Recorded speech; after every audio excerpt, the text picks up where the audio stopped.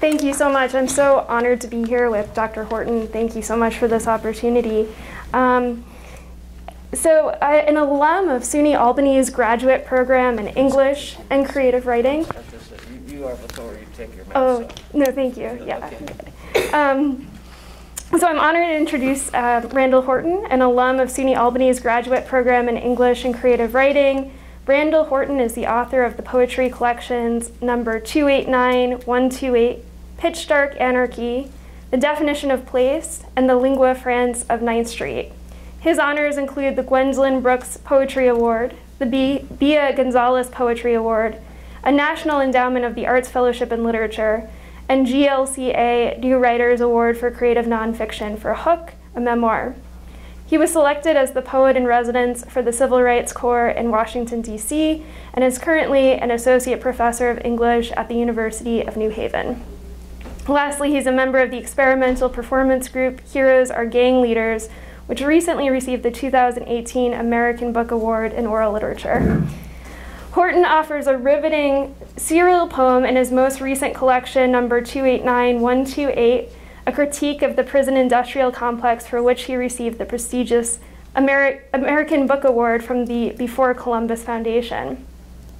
Charting prison's repertoire of racism and dehumanization, its abuses of language, and its lasting trauma on the psyche, number 289-128 is divided into 3 parts. Property of the State, which foregrounds the erasure of the self and the quashing of the liberatory valences of the symbolic within the prison system. Poet in Residence, or Cell 23, which I read as a critique of prison's purported mission to rehabilitate the criminal, exploring the deadening impact of incarceration on the senses and its denial of the life of the mind. And Poet in New York, which invites a reading of the citizen when they return to life on the outside, setting into relief the dynamics of self-alienation and trauma that haunts the psyche after incarceration. I'm so pleased to be here with you, Dr. Horton. But before we move more closely to the poetry, I'm wondering if you would mind telling us your story. How did you find your way to writing and to teaching? Wow. First of all, thank you for having me here, and it's good to be here. It's good to see some old friends, some friendly faces from people when I was here. It's definitely a special place for me when I started my journey into writing and trying to figure out what it was a poet was supposed to be and do. And I think I'm still trying to figure that out, but we'll see. I didn't necessarily write in that kind of way, in a creative way, growing up, but I did read a lot. Both my parents were educators. They taught school. My mother taught 2nd and 3rd grade, and my dad taught junior high school and high school. So reading was definitely practiced in our household. And so I did have a fundamental idea of language in some kind of way. I used to always like to read to my mom. She would have me read to her certain sections of a book or something like that, and but creatively, that just wasn't there, and I was more so into sports and things like that. When I graduated from high school, I went to college, and I never thought about writing in any kind of way other than taking a class and doing this or doing that. And then I got sort of sidetracked with that whole idea of being a college student, which is documented, and fell into another kind of life. And that life just took me into another odyssey, a whole other journey, trying to find myself probably over the next 25 years. Ultimately, I found myself incarcerated. I was incarcerated in Maryland, in Montgomery County system, 7 locks they call it, in late 1990s. And this was my 2nd time in incarceration. I had done time before in Virginia. I was in D.C., and so the DMV area. I had done time in Virginia, and now I was doing time in Maryland, and I was looking at some time going to prison. I'd done mostly, county time. And I got into this program, which at the time when I got into it, it was more so to take some time off my sentence, because I knew I was going to get some time. That wasn't the question. It was just how much and where I was going to go and all of that. So I found myself in this program called JAZZ, which is Jail Addiction Services, and it's a special unit in the jail. And one of the things, they have these groups and they have social workers come in and people lead these discussions and things like that. And we had a social worker come in. I'll never forget, her name is Pat Parker. And she would have us write these sort of, semi-autobiographical sketches of things that we had done to cause harm to ourselves or others, and the things that made you tick. Like, why do you do the things that you do? And for me, at that point in my life, I didn't have anything else to look forward to. I knew I had done some things that was going to, have me doing some time, and so I was faced with that sort of challenge to myself: is what am I going to do with myself? Like, this is it, and so I got to start somewhere. So I used to take those things serious. I would go into my cell at night and I would write these stories and things like that, and we would read them in this group, and that kind of gave me a sort of sense of confidence about writing, and I think I started to fall in love with it then. And never forget, before I got my time, I stayed in that block like 11 months, maybe 12, and then I got my time to go to state prison and Department of Corrections. And the lady who ran the program, she called me she got me into her office, and she sat me down and she said, "I want you to make me one promise." And I was like, "What's that?" He said, "Promise me that you won't stop writing." Mm-hmm. Right? And like, no one ever had told me that. Like, and I didn't, at the time, it meant a whole lot to me, but I didn't know what it would mean. But I knew it meant something. Like, here's someone that sort of believes in the way I'm writing. And so I took it to heart. That was the one thing that I took to heart when I went to state prison. And I just dived into, like, I would start writing, these short stories, and, I didn't know what I was doing, but I was doing something. And I was writing these little short stories, and there was a girl who was the protagonist, and she had to be a poet. And I don't know, I think at that point I equated poetry, or being a poet, to like having this interesting view of the world, right? But then I had to understand, like, what is a poem? And how do you write a poem? Because I didn't know. And so I started writing these little sappy poems, and and putting them in the stories. And then one day there was an article in the Washington Post, and somebody had left the article in the day room, or that section, and they did an expose on this poet named E. Ethelbert Miller, an African American poet in Washington D.C. And he was at Howard at the time, and I didn't go to Howard. I didn't put down and tell you that part. And I went to Howard, and during my time there, and there was probably August Wilson was there, Hakeem Madhubuti was there, and all of these people was there. Yeah, but Bert Miller, this poet that's sort of is doing this thing in contemporary poetry, and I didn't know any of them, and so I wrote him, and I was like, I told him my situation, and I just told him what my aspirations were, and we started writing, and he started writing me. He would write me all the time, and I would send him these little poems, and I knew they were terrible, probably terrible. He was so nice with me, though. But that gave me the confidence, and so that sort of started that whole progression. And at some point, the lady who had run the program in Montgomery County, she went to she went to the judges, and with her help from my lawyer, they filed a motion for reconsideration of my sentence, right? Mm-hmm. And so after I served 2 years, two and a half years in Maryland, so probably 3 from the time I was in the county system, they called me back before the judge who sentenced me. And these were the people who were there supporting me, was Pat Park and another lady who runs the whole jail addiction services. Her name is Bonnie Boswell. We still talk to this day. I mean, these people were like really influential into what I wanted to do, because they were in the courtroom that day when my father was there. And, you know, it was one of those things where the people who you love the most, you always tend to sort of shun to the side and kick to the side. I mean, your family, right? And when you're out there doing what you do. And when you get in a situation, there's nobody going to be there for you but your family. That's it. All of those cats that I was on the street with and doing this and doing that with, swam, we was fam and all that, wasn't nobody there for me, nobody but my dad, who actually cried his heart out. You know, and you know, I can talk about it now. Before I probably couldn't talk about, you know, because it was really, you know, a sort of, you know, emotional moment. But I realized all of the things that I'd done, you know, was really, you know, spitting in the people in the face who loved me the most and who sort of believed that I could be more than what they were. You know, so you got to understand, I come from Birmingham. I was born in 1961. I grew up 8 blocks from the bombing of the 16th Street Baptist Church. So I understood my place in society and what I was supposed to do, and I didn't do any of that, right? So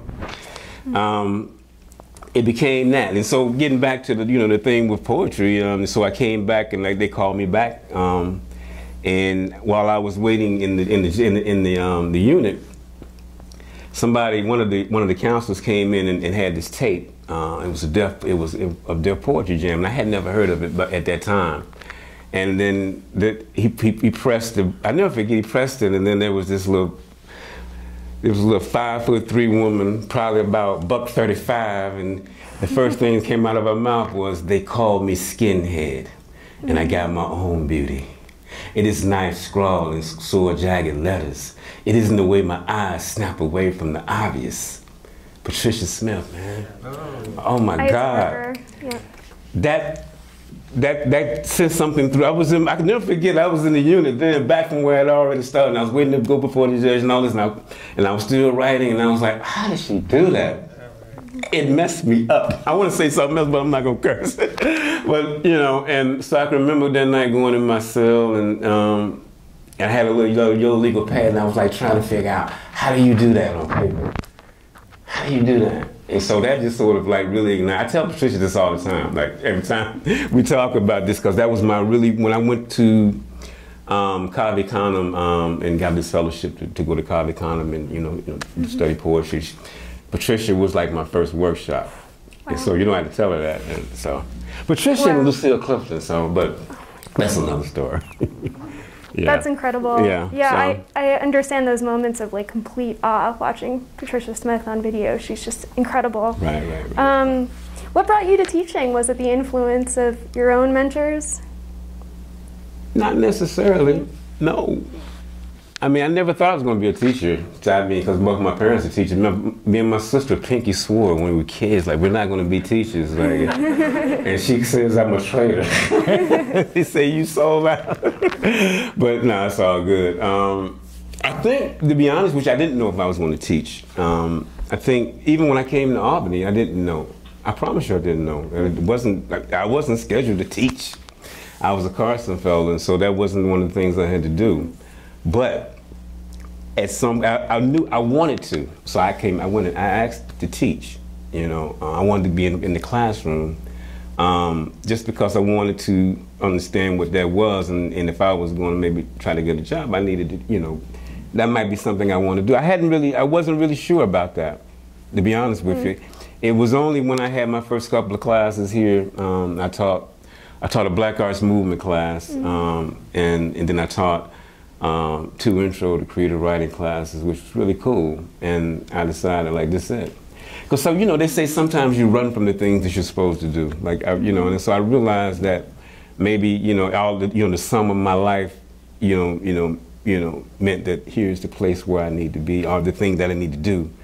When I say the place, you know, teaching in that whole situation, to sort of like share my experiences and all of that, because, you know, life is a struggle, and we all struggle with things, and, you know, and we look at incarceration, that area sometimes, and we tend to sort of like, you know, it's always like Michelle Alexander says, it's that invisible structure that you don't think about, right, until it affects you.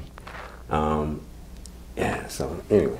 Yeah, I can imagine you having a profound influence on your students. Yeah, I mean, so here's the irony and, you know, probably the sweetness of the whole thing. Now I'm at University of New Haven, and which has a huge criminal justice presence, right? And so most of my students are going to be in criminal justice or some form of it. A lot of them.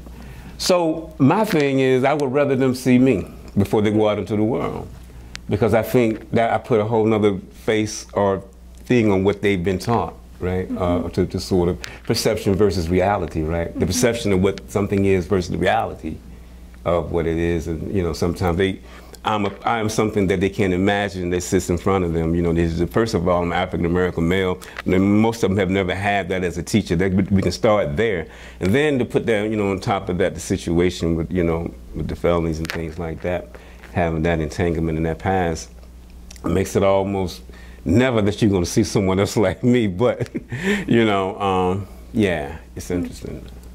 Thank you. Let's talk about your writing. So, you know, one thing I notice in your collection is that there are several ars poeticas, lots of reflections on aesthetics in the collection. In the final poem of the collection, After Ruin, you write, for example, beauty after ruin lingers on the event horizon. Can you speak about your aesthetic vision in light of the stultifying impact of prison, the deadening of your senses in prison? Were you writing this collection while in prison, or was this reflections after the fact? Totally after the fact. I didn't even write about incarceration in some intense way probably until this collection. I mean, the first one was my first collection was the definition of place, and it was persona. And it was a look at my family from like 1912 to like 1970. And these movements in Birmingham, and yeah, through my great-great-grandparents' voices, right? And the second one was a sort of like this pre-incarceration thing, but there was a section in there about incarceration, but it was small. And then there was some other stuff, and then Pitch Dark Anarchy, which was my third collection, which actually came to fruition here. When I was, you know, doing my dissertation, working with Pierre Joris, and Kevin Bell and Lisa Thompson, and they kind of, you know, I think Albany gave me that sort of ground to sort of like understand these two worlds in which you can sort of operate in, and sort of like how a tightrope between community and the academy. I understand that. Trust me. And I do it on purpose. Ever to alienate the community or the academy. You know what I mean? So that's first and foremost. But the whole idea of aesthetics sort of took fruition here, looking through, you know, theoretical models and theoretical inquiry, creative inquiry. You know, that's where I learned, and a lot of this was sort of learned here. And so for me, it's all about the investigation of language. You know, and so when I was in any sense, whether I'm doing prose or poetry, you know, so I'd like to operate in between, you know, both of them.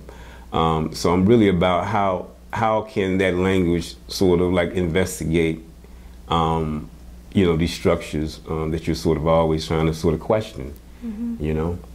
We always question structures, because structures are the things that sort of puts us in these boundaries that we're always trying to break out of. You know?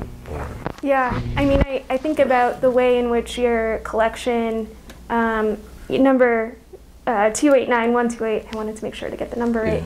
I think about the way that it seems to confront and work through kind of the structural silencing that you might have experienced in prison. Do you want to say a little bit about the role of silence in your collection? Silence is deafening, like I say, in one of those poems somewhere. But I always think about the silence, because the silence, that is the one thing that you don't forget. Oddly enough, because it's those silent moments, either late night or early morning, and that sort of like hits home, like this sort of monotone drone of like where you are, and like you understand that you're in another social structure totally, and how do you deal with that? I don't think I mean, that's the one thing, sort of like I don't think you forget. Depends on where you are, but for me, I don't think that's the one thing I didn't forget. And so I'm always thinking about that and so getting back to what this collection, and like it came to fruition from doing these fellowships and grants. So I got this poet in residence at the Civil Rights Corps in DC, which is interesting. They do a lot of work on sort of like challenging bail, the U.S. bail system in America, right? They do, and they do all of these, landmark cases, and so it got me to thinking about, and then so the fellowship was sort of the question, the criminal justice system in a lot of ways, and so it got me to really thinking about if I was going to write a whole collection, first how am I going to come at it, and then what am I going to say? Because I waited a long time. I'm always of the opinion that that when you experience something, like it takes a minute to process that. So I didn't want to come out writing about incarceration. I wanted to write about something else, Also, I understood that although I could probably never escape the idea of having been incarcerated, I didn't want to be that. I understood how people can pigeonhole you. I understand that. So it's almost like killing that self for the, so I write about this in the poetry. I think killing the eye for the sake of, killing the eye in prison. So this whole notion of, the way we try to, box people in, into like this whole, even the language of incarceration with felon, convict, inmate. I think they can be, as much of a damaging critique as the sort of physical, confinement itself. Because even after you're released from, from those systems, those other systems of language are still holding you, they're still binding you, right? And so how do you break out of that? I get part of it because, an example is better than a hypothesis of guessing what something is. And so I understand when I go into a juvenile detention center or an adult detention center or something like that and explain my story, that it's helping someone else to see what I saw when I was there. Like, didn't think there was a way, but there is a way, if you keep at it, and there's just, so there is a path. So that's the thing that I wrestle with, and I understand that deal that I make. But in the end, for me, I justify it because someone needs to hear that. And so, it's one of those things. But even in the poetry, I'm investigating the language. If you think about it, the language and how we bind ourselves. But just because you're not in, and so the thing too, just because you're not in a physical structure doesn't mean that you're in some kind of, cell, some kind of thing that's holding you. So we tend to sort of think that, inside confinement, that can be the only way we call it this sort of cell. But there's other ways, if you think about it. And I think your collection explores that beautifully. I'm thinking about when you were talking about being boxed. A box is a box. Right, because humans are de facto into a box. But who created it? Yeah. And so I'm like, so this whole thing, and so we hop into one box into the other. It's a it's an interesting phenomenon because we fight to sort of have this sort of reality, and then once we get that reality, we understand we just box ourselves in to another whole situation.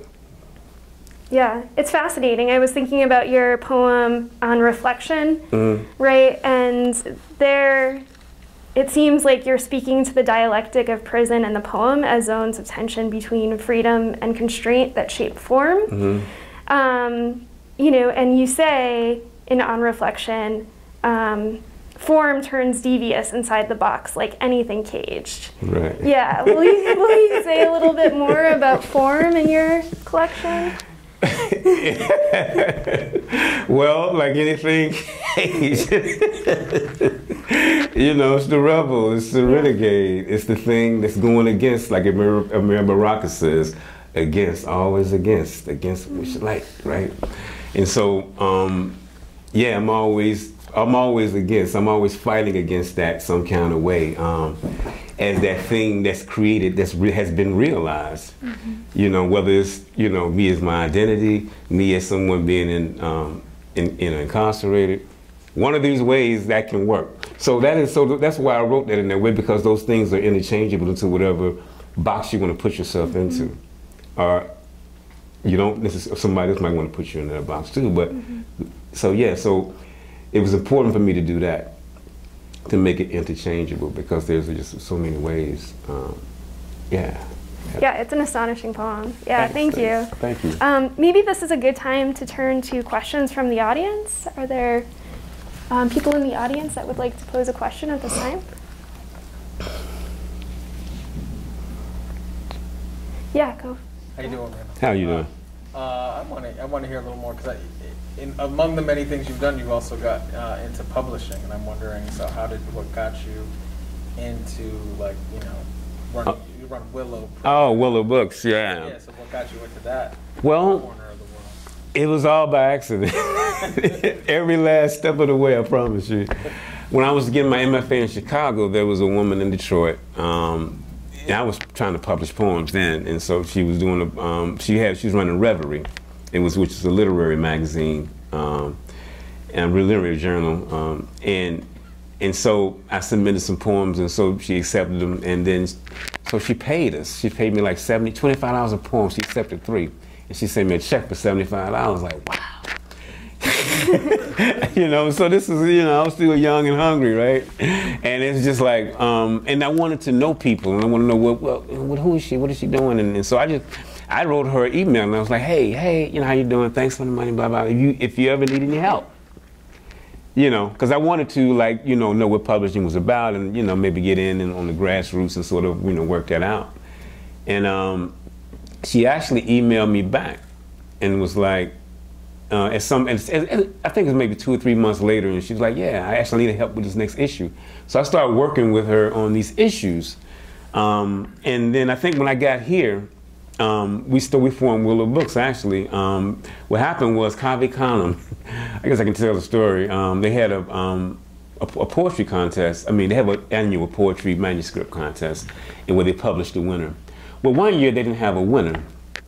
Right, the judge decided that nobody's poetry manuscript was good enough to be declared a winner, which created a huge back dialogue. I'm not going to say the poet's name, but you can look him up. But it created a huge dialogue about who decides who gets to publish who and whatever, and then it was already this whole question about diversity in publication. It's interesting, like the whole thing, like the publishers that you see now, some of them, who are at the quote-unquote forefront of this whole diversity thing, you couldn't even, they didn't want to hear that then. So I found that I don't know, that might have just been a side swipe, but, but anyway, so we decided, I talked to her and I was like, let's do this, let's run a contest and let's publish 1 poetry book and 1 prose book.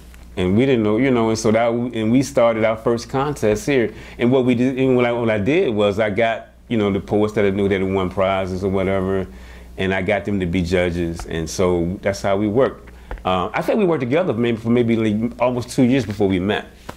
Because she was based in Detroit. She's based in Detroit, Heather Buchanan.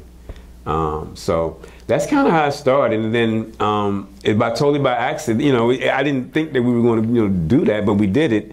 And then once we got into it, we realized that it was a vehicle that a lot of poets needed to do a lot of things in the world. I know that sounds crazy, but it is so true. People shaking their head who know that that publication means a lot in a lot of different areas in different ways, tenure, promotion, job, all kind of things that we don't even talk about, right? And so from that point on, when I began to realize that it was really a necessity, I think that that's the thing that sort of kept me there for a long time. We've actually kind of slowing down now. We only publish like 1 or 2 books a year, but we do have a huge catalog of work, and so that's something I am proud of, because we gave a lot of voices to poets whose first works appeared there, who went on to do amazing things,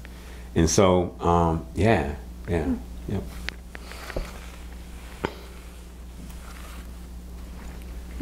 Hey. Talk a little bit about how you experienced writing short stories and fiction as well. Can you talk a little bit about if writing about your own experiences was more difficult, and how you tapped into that process of writing about your own experiences and putting them on paper? Well, I think the memoir. So I wrote a memoir. So this I have a memoir. It's called Hook. I think that's the one I did when I came here. Yeah, a few years ago. Yeah. So that was in 2015. So I had that really was one of the first times that I investigated my whole situation. It was rough. That memoir. I'm talking about memoir. You asked about fiction, but I operate mostly in creative nonfiction. So I can talk about that experience in terms of having to tap into those memories, because one of the things writing about memoirs, first you have to think about the memory, and then you have to relive the memory, then you have to write it down on paper, and then you have to look at it, and then every morning you have to edit it, and then before you know it, you that same person you're trying to forget. I'm so serious, no, because you can easily fall into that in some ways, even if you don't get all the way. I think when I came out of that first memoir, and even this second one, I have another one coming out in February. There's always a period where I have to sort of decompress a little bit, because it definitely takes me places where I thought I had forgotten. I wanted to forget, but didn't, because I wrote them down, and I needed them. I needed to work them out. But I'm just saying they're still what they are. Some shameful, some traumatic, all of those things. So, yeah. But I do write. I have written fiction, but my first fiction piece was created here in a workshop. And so I have a few fiction pieces, but they're totally not about incarceration, about something else, Yep. Yeah. Hey. Before I even start, grade 11 out of 10. But You said what now? I didn't hear you. I said before I even start, this is amazing. 11 out of 10. Oh, thank you. Okay, I'm gonna tell him about it. I was like, yo, you get it. But for your first poem in the book, the first poem called Animals. Yeah. Excuse my language for a second. No, I already know. Go ahead. Yeah. There's a quote that says, the only thing less than a nigga is a prisoner. I love that quote and the symbolism behind it. So my question for you is, would you elaborate more on your introspection on that comparison and how you correlated it with the content of your poem Animals? First of all, there's a lot to that poem. That's why it appears first in the book. First is by Raji Fentress, who at the time was incarcerated in Virginia, maybe Red Onion. And if you go on the Innocence Project website, and if you Google that name right there, that's where that comes from. His story, and I know him through one of his former, I guess, prison mates, for lack of a better word, Reginald Dwayne Betts. He's another poet. He's a poet who's been on the inside. He's an interesting guy. Just to know, he spent 10 years as a juvenile. He was convicted in Virginia as a juvenile for a carjacking. We met when we both got out of prison. He recently got his what did he get? He got his PhD from Yale. No, he's got his law degree from Yale. Excuse me. Yeah, but he's getting a PhD from Yale now. But he got his law degree. He's practicing. He's interesting, but he's a poet, and he's won two NAACP Images Award for his work. His work is called Felon. We kind of tight. And so his book was Felon, which came out the year before my book, 2891. So we're in conversation with each other. And see, people, you're not going to know that, unless you come to a talk like this. But we're totally in conversation with each other. Another thing, he sort of started the Million Book Project, with this sort of huge grant, which sort of puts books in 50 states in prisons. These 500 container libraries full of books. And this book was one of the books that's going to go in those prisons in all 50 states, right? And so there's a few other authors with that. But going back, from this guy, Dwayne, they were inside together, and he helped me to his case. And I used to be with him when he would call and talk. about his case. It's an interesting case. I won't go through it all here, but he got out of prison recently, and that was a homage to him and sort of the thing that he went through. And at the same time, that's me channeling being in that same situation in the summertime in a cell with no air conditioning, and you got to cool your water in your toilet, man. You know what I'm saying? Like, that's real. And so I wanted that to be as hard hit as I can, because, you know, I'm critiquing that system, and of course, you know, I'm starting off with, you know, those who are, you know, highly represented in that population, right? And so all of that, you know, came into that choice: A, to write the poem, A, and then B, to sort of put it in the front and start everything off, you know? Yeah.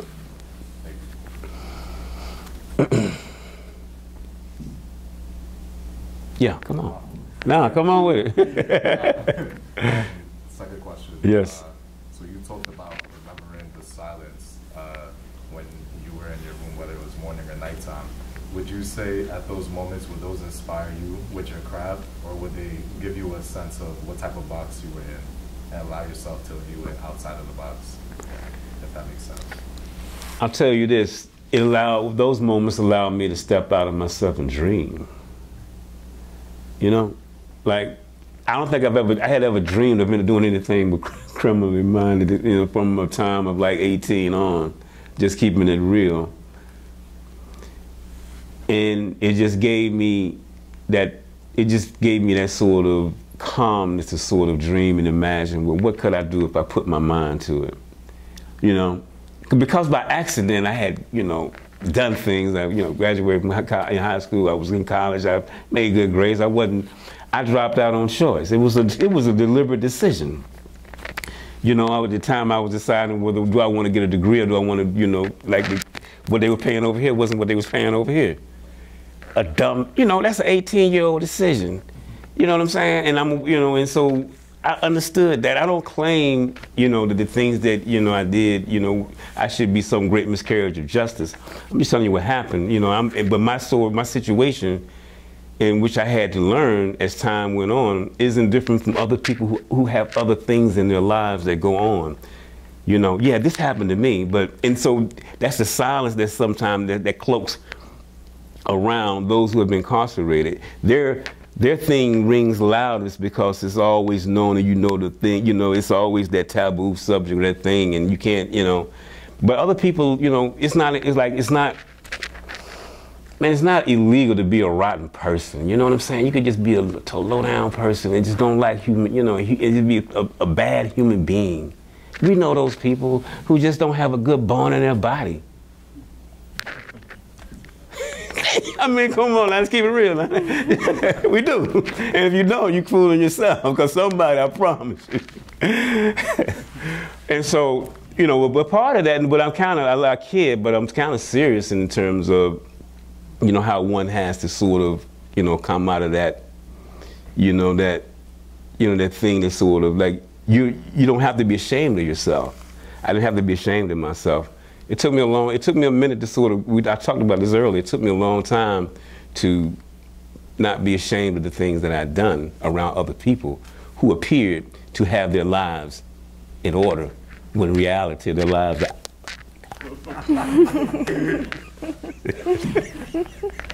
a little bit. So, you know, those things are relative, and so that gave me the calm. But going back to the silence, yeah, it allowed me to dream and sort of think outside the physical structure that I was in. And so I think that's always a theme that goes through my work, unconsciously, probably. Were you ever able to get outside of yourself? In 289-128, you know, there seems to be several strategies to create authorial distance, and there's a limited use of I. Right, that's on purpose. You know this on purpose. Yeah. I'm not using, I mean, for this, for sure, because it's a collective I, really. I want it to be a collective. Because everything in there just didn't happen to me the way it happened. It's, you know, some of those things, you know, I'm talking about, of course, you know, but then there's things that's a collective, that's an experience, you know, and I want to, so that's why, you know, that distance in such a way that's I'm trying to create a collective, it's collective experience, a collective voice of things, you know. Just because I'm the author and I'm the narrator, that doesn't mean that I'm telling you everything that happened just to me. I'm telling you what happened to the people that were in that situation while I was there from different points of view. And then I'm also trying to give them a humanity because, you know, I put the Roxbury Book Club in there on purpose because the idea that people don't, the reading is an interesting thing. Because if you find a book that's really killer, they're going to be sliding up on the floor, they're going to be copying and stapling the pages and everything. No, for real, and that happens. And you don't think that, if you're not, thinking about their world in that way, you're like, oh, they just, no, they're trying to learn too. And people would send me, I think, well, Donna Goins was a huge one, but I had gotten some Gwendolyn Brooks, some Ralph Ellison, some pages, and say, check this out. And I was like, I didn't understand it. That's why I kind of wrote it, because I wanted to pay homage to that. And I didn't really understand a lot of this stuff. Some of these older cats were trying to hit me to, because I was still, trying to figure it out. But I did know I liked reading, and that was the one. And so it was important for me to have the book theme. So there's a book, there's a book theme in there. So there's the Roxbury Book Club, which talks about these different books and the influence they have on people. But there's also other books and other sections that sort of mention different things, and so, yeah. Yeah, I can imagine, poetry, that distillation of language and emotion being really compelling when you're in a space like that. And did you find that you were reading a lot more poetry than maybe other genres, or?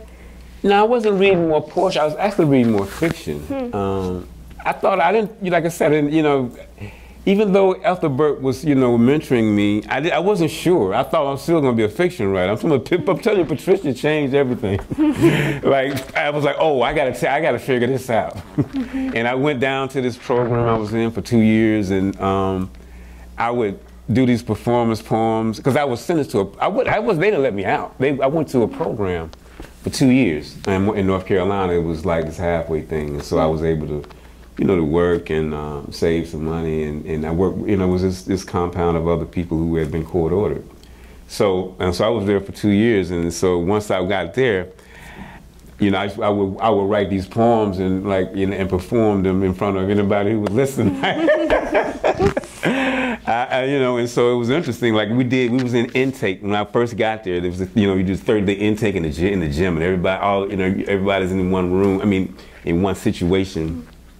And I would be up there at night reading poems, like, check this out. And so I just kept on at it. And so by the time I left their place, and I knew I wanted to go back to school and finish my degree. And I was going to get a degree in English. Because I had done some, by that time I'd been trying to figure it out. I didn't know what English was going to give me in terms of a job or anything like that. But I knew it was a way that I could study creatively and be engaged like that. I promise you I didn't know that anything like that would happen. I can remember when I left DC finally, I'd been like 27 years. And I left, I finally graduated from the University of District of Columbia. After all that time, I went back and got my degree. And I was going to Chicago State MFA program, and I didn't have enough money at the time. And so my parents went to the, they got a loan, and they borrowed $5,000 for me to go to go for my dream. And it's like, what are you going to do? I was like, I don't know, but I'm going to write a book. I promise you, that's all I knew. And they must have looked at me like I was crazy. But when you love a child so much, you probably look, and but what was the sweetest thing was when I received the NEA. I called my mom. I was like, Mom, I got your money. I love that. So that was beauty. She's like, oh, finally. But that was kind of sweet, though. I can imagine. Yeah, so it wasn't. So the whole thing was, it wasn't to go back to school to try to get a job. or it was to go back to school to try to learn and see how I could feel good about myself. And so writing was the only thing that was doing that. It was making me feel good about myself and making me feel like a better human being. Just in general, totally across the board from that life I had left. And so I figured, I don't know where it's going. How about trying something for the love of it versus what it's going to give you? And that's what I did. I love that. Thank you. Yeah. Any final questions? Yeah. Oh, sorry. What were you working on when you were here? I was working on Pitch Dark Anarchy and some of Lingua Franca. Right. That one, because that one came out when I was here. No, did it? No. I was working on Lingua Franca and then the dissertation. That's because when I got to New Haven, the Lingua Franca came out. There you go. Because part of the reason I'm thinking that is it's so long ago, but I have this image, and it's kind of like, oh, I know why they gave you the money. It's your tutoring or whatever, but there's this image of you sitting in the staff room in front of that computer, and you were writing. And I came around the corner, and I was going to ask you something, and there was this look on your face, and I was like, yeah, okay, and I just kind of left. There was a kind of an intensity moment of conversation, and that I literally never forgot. Oh, yeah, I mean, yeah. There was this, aura going on. I'm kind of like, well, if they'd ever seen you write, I had to give you the money.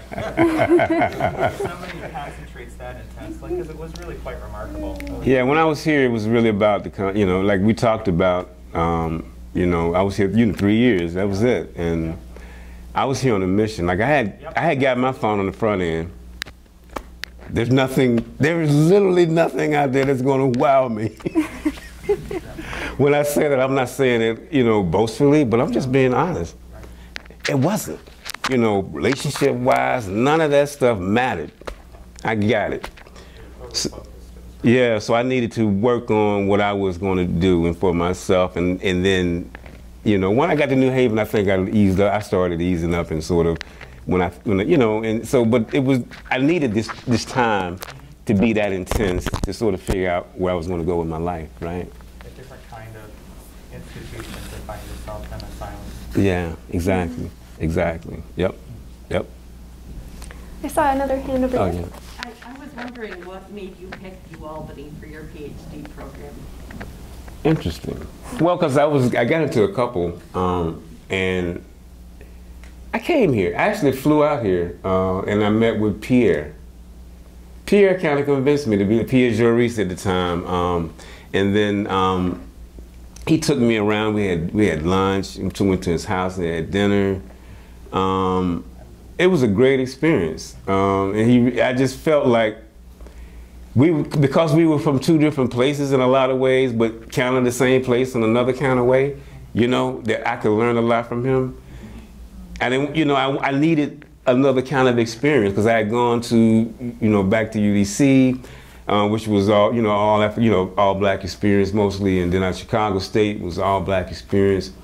And then I needed to come here for a few reasons, but Pierre kind of convinced me because of his hospitality. And I met some of the graduate students. I think Manuka, I met Manuka, and a couple others. And it seemed just like the place to, where I could come and do what I needed to do. So when I left, when I went back to Chicago, I kind of knew that this is where I was going to come. So during that time, there wasn't a lot of PhD programs that was often creative writing. So you got to realize that. SUNY Albany was on the forefront of that. Now there's a concentration of them. It's like, whatever. But back then, it wasn't a whole lot. So it really wasn't a whole lot of choices. It was, either I'm going to stay in Chicago or try to move to the East Coast. And there was Albany, and Binghamton. I wasn't filling their program, but I was filling Albany's program. So came here. Yep. Yeah, even when I applied, there weren't many creative writing programs. Yeah. So, SUNY was one of the ones that had a creative writing dissertation. Yep. Yeah.